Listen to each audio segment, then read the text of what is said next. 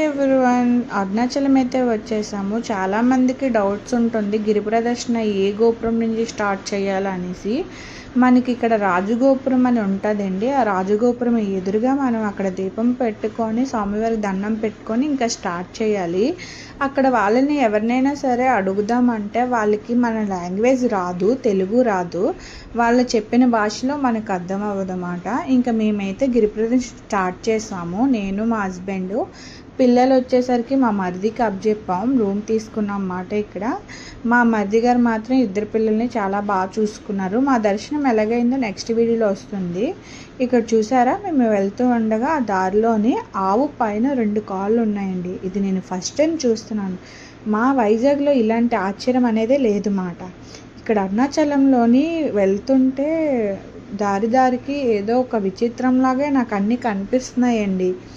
అనకూడదు, ఆ తండ్రి లీలలండి అవన్నీ.